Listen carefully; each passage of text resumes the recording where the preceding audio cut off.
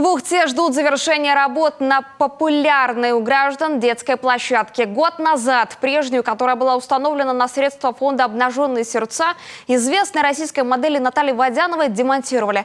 Как тогда было сказано, из-за несоответствия техническим регламентам. А этим летом по многочисленным просьбам ухтинцев мэрия решила установить на этом месте новое игровое оборудование. Однако процесс затягивается. Что со сроками, узнала Виктория Науменко. Этот двор у дома номер 46 по проспекту Ленина – настоящий центр притяжения юных ухтинцев.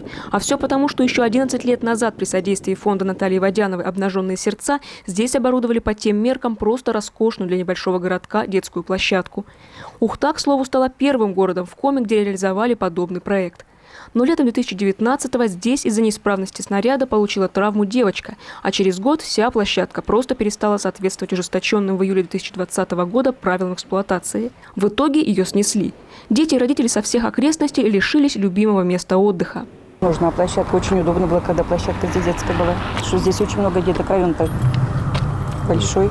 Этим летом ухтинская мэрия заключила с сыктывкарской фирмой муниципальный контракт на сумму около 6 миллионов рублей на поставку и установку детского игрового парка. Оборудование поставили в срок, однако монтаж затянулся. По проекту на новой площадке предусмотрены качели, карусели, горки, песочница, игровой модуль-паровозик и много чего еще. Все на площади в 900 квадратов. Основная часть объектов будет предназначена для малышей, а потому в качестве покрытия мягкая резиновая плитка, защищающая от травм. Но пока все описанное далеко от стадии готовности. Завершить площадку должны были еще 17 августа, но на сегодня работы еще предостаточно. По оценкам самих подрядчиков, не менее 10 дней. На территории новой площадки будет больше 20 новых объектов.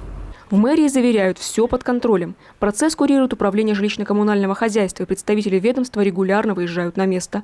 Кроме того, подрядчик за нарушение сроков выплатит неустойку. Я не говорю, что очень хорошо. Это хорошо, что так получается. Но неустойка будет однозначно. И я думаю, приличная сумма. Ухтинцы стоически ждут. Главное, чтобы было качественно, считают горожане. Сделали так бы, с прошлых ошибок бы все, что дети не травмировались. Тут столько травм получили из-за той бывшей площадки. А так, конечно, надо. Потому что тут съезжается весь город сюда из этой площадки. Конечно, ждем. Тут моя сестра будет гулять и много детей. Поэтому мы ждем. На набережную ходить далеко, а здесь будет ближе. За качество подрядчик ответит в любом случае. Гарантийный срок игрового оборудования по контракту – 3 года. В течение этого времени поставщик обязан будет заменить некачественный или вышедший из строя товар. Виктория Науменко, Павел Лагутин, телеканал Юрган, Ухта.